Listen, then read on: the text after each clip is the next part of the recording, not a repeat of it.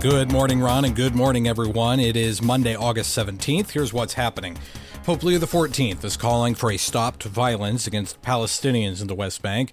Speaking during his Angelus address yesterday in Castel Gandolfo, the Holy Father said, quote, "I urgently call on the international community to work toward advancing the two-state solution for a just and lasting peace."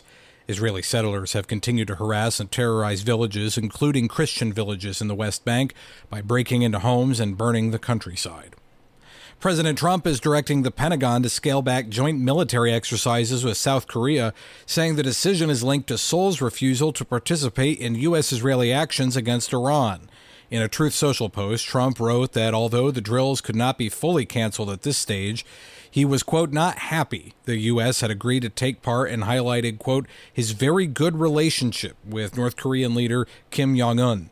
He argued the exercises are costly and sent, quote, a totally inappropriate and hostile message to a country that he said has been unthreatening and respectful throughout his presidency.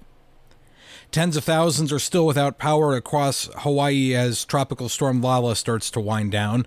Officials are urging people to stay off the roads until crews are able to assess the damage and begin clearing roads and bridges.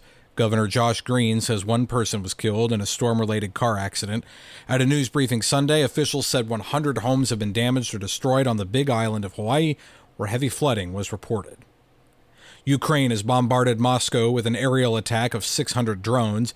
Moscow's regional governor said one person was killed yesterday when a drone fell on a residence, and officials say several more died in two other regions. Russia counterattacked with several missiles and over 100 drones. An official with the Bucharest Defense Ministry says one of the drones breached NATO airspace in Romania and was shot down by a Spanish fighter jet. The BBC is seeking to subpoena Donald Trump Jr., Ivanka Trump, and Jared Kushner in its defense against a $10 billion defamation suit brought by President Trump. In court filings Friday, the BBC alleged that Trump's children and son-in-law had personal knowledge of Trump's intentions when he gave a speech before the 2021 January 6 Capitol riots. Trump is suing the broadcaster for what he claims was its intentional, malicious, and deceptive doctoring in its presentation of the speech. I'm Lisa Carton. An American missionary who's been held hostage for months in northern Africa is reportedly on his way back to the U.S. Kevin Rideout was kidnapped last October outside his home in the capital of Niger.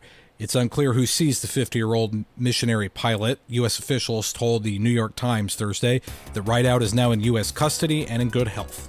I'm Matthew Handler and Ron Finn. That is the news this morning.